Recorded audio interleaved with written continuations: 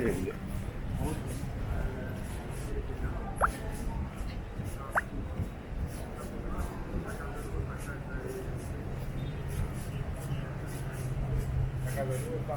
O scelta di questo originale.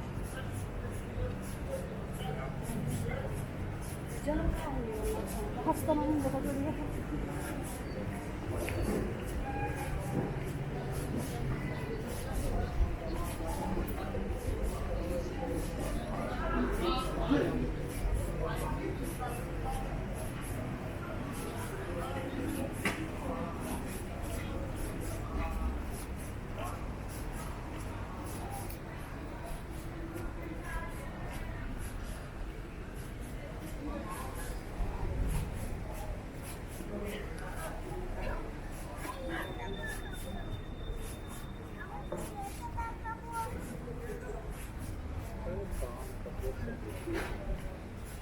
Просто крутилка.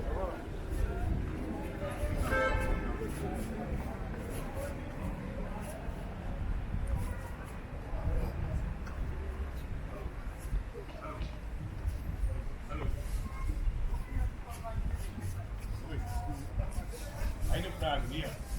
Oh. One minute, excuse me.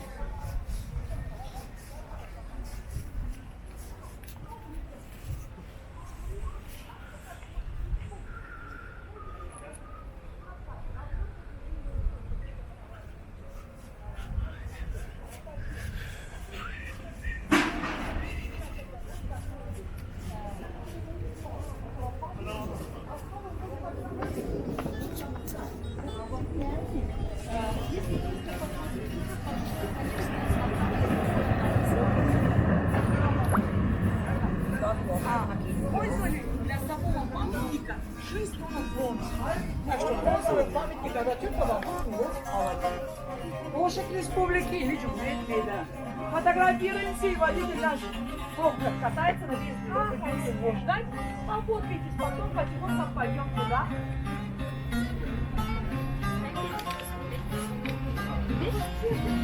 А?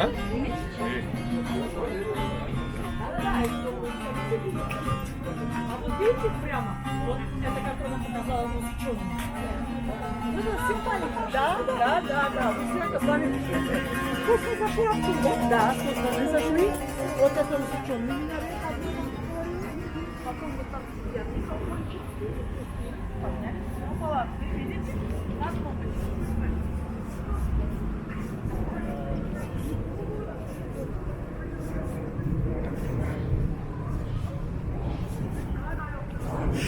Herif!